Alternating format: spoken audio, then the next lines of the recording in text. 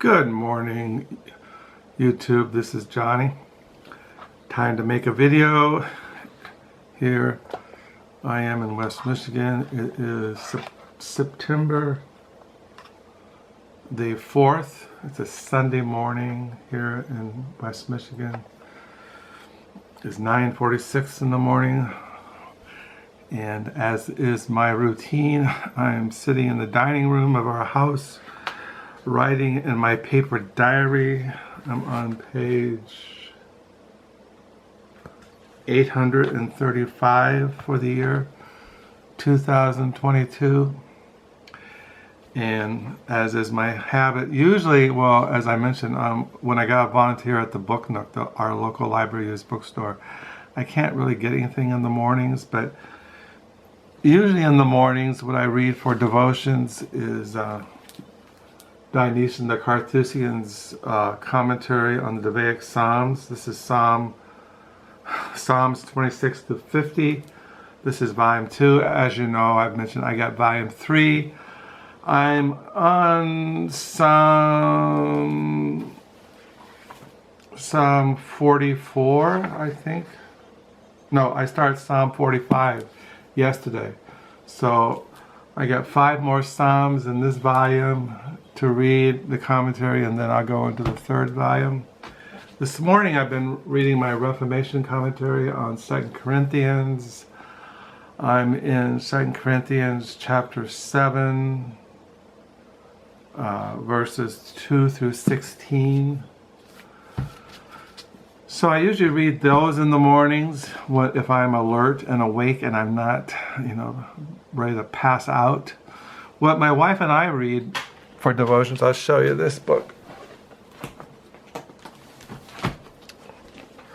This is what my wife and I read when we have devotions. We read Paul David Tripp, New Morning Mercies. This is what Carol reads to me when I'm waking up every morning. My wife usually gets up really early, so the time I get up, she's been up 2 or 3 hours.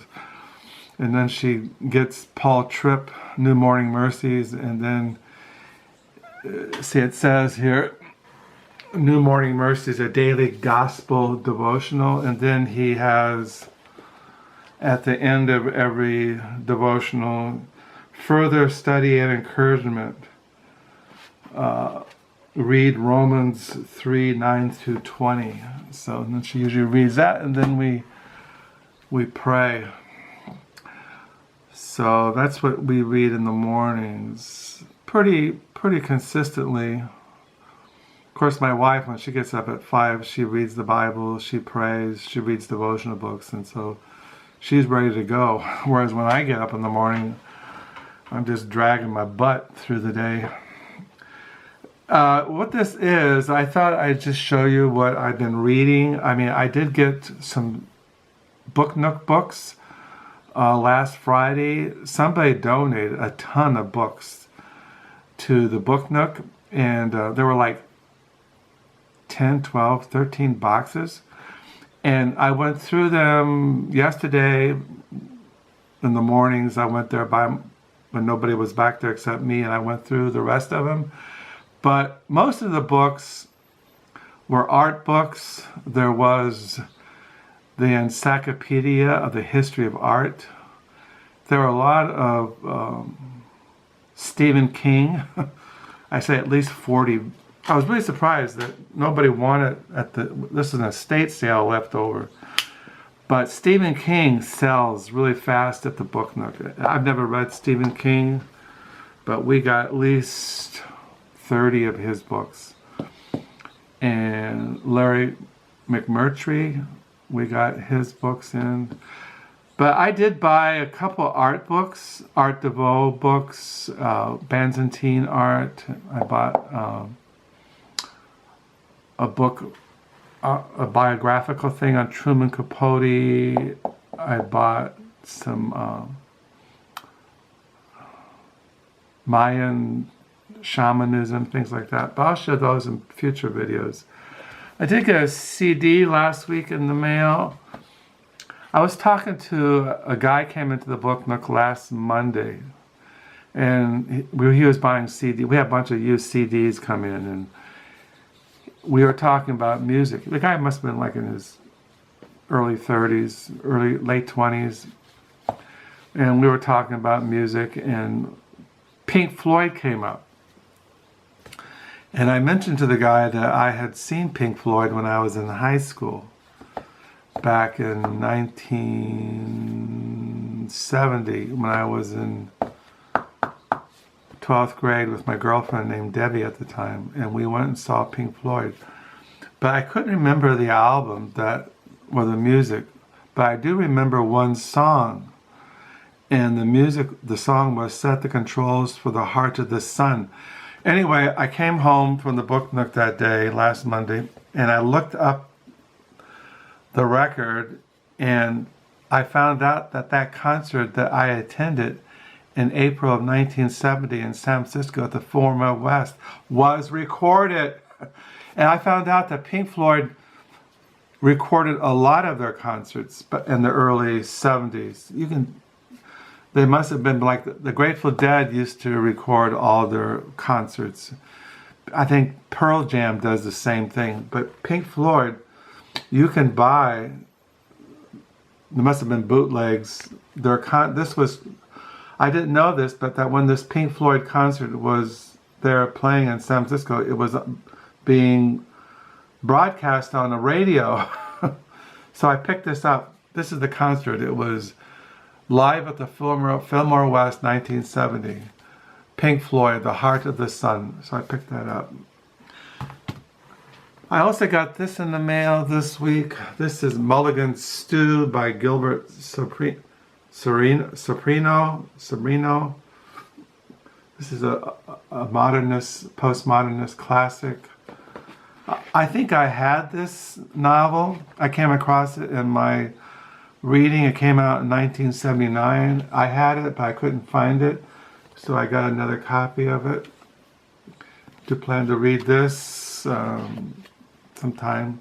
I might have read it already, but I can't remember. Mulligan Stew. And this is published by Dalkey Archive Press, which is one of my favorite publishers. Archive, was it?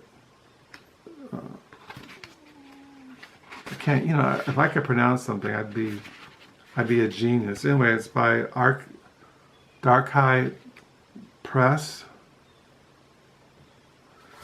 Darkeye Active Press. So I got that in the mail. I also got this book in the mail this week. Music in the Air, the selected writings of Ralph J. Gleason, edited by Toby Gleason.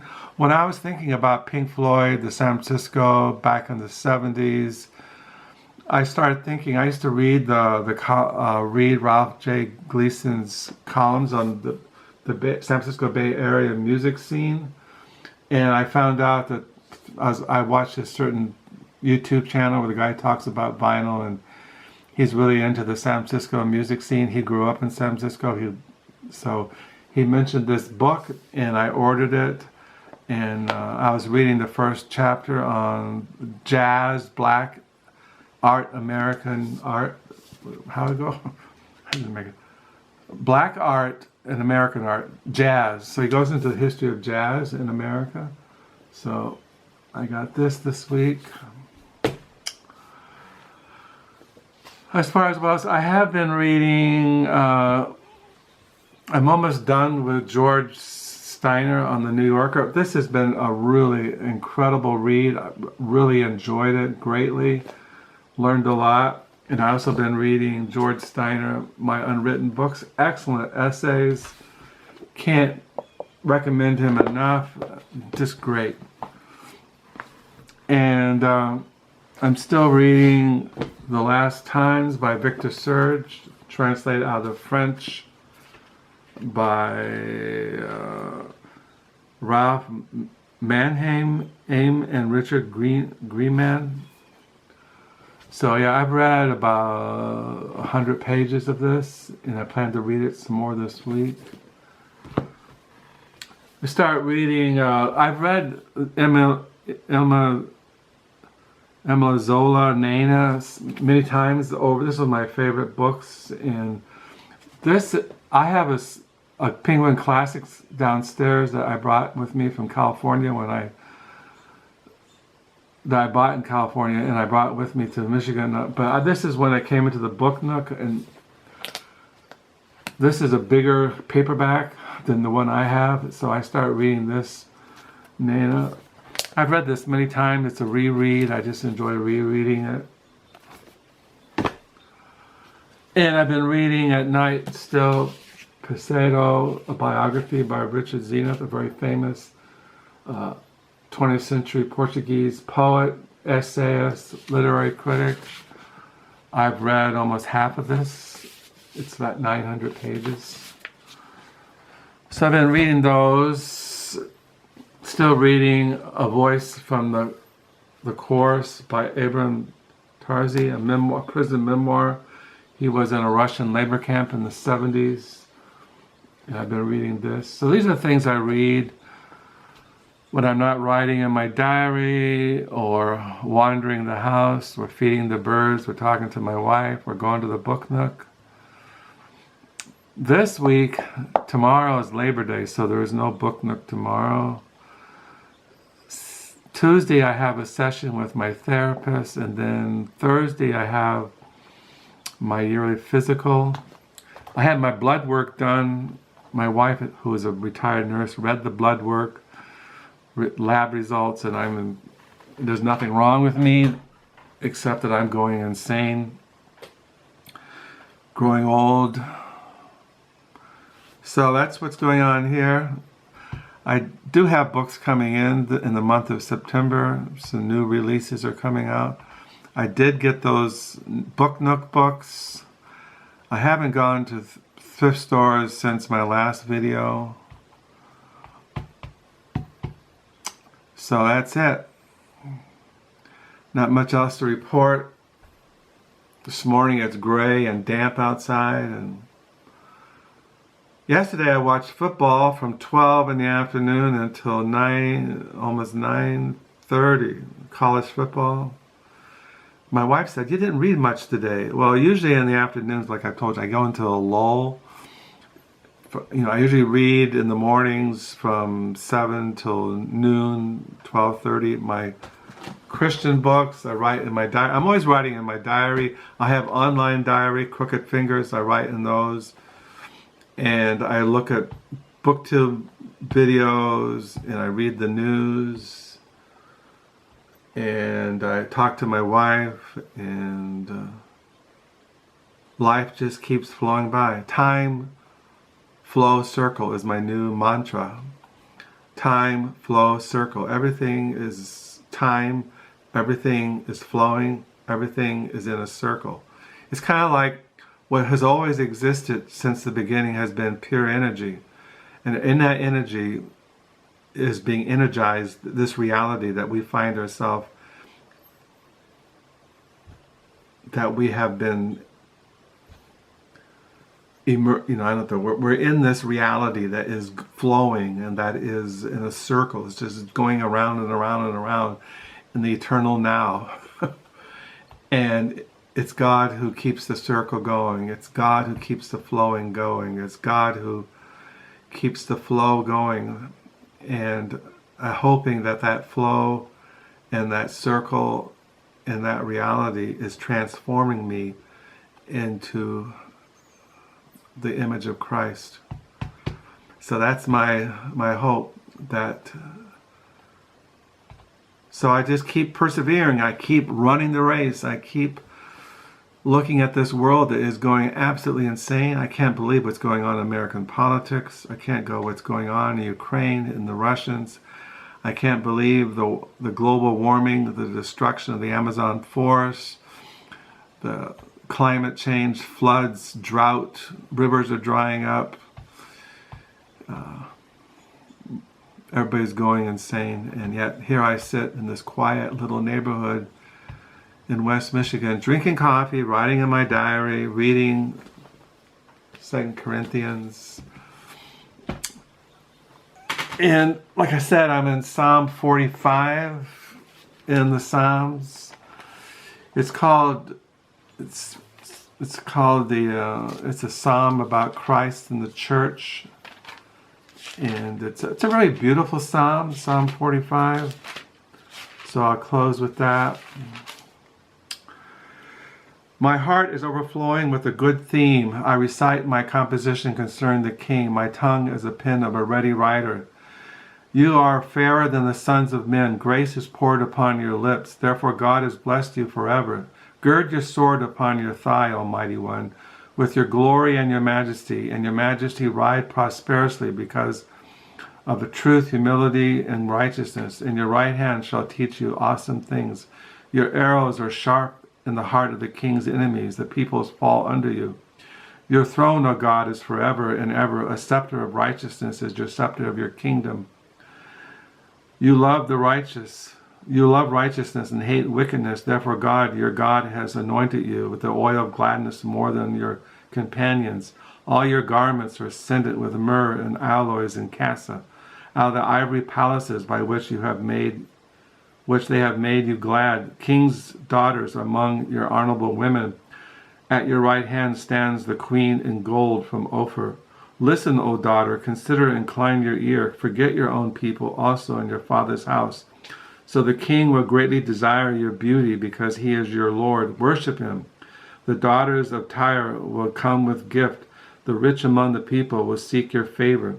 The royal daughter is all glorious within the palace. Your clothing is woven with gold.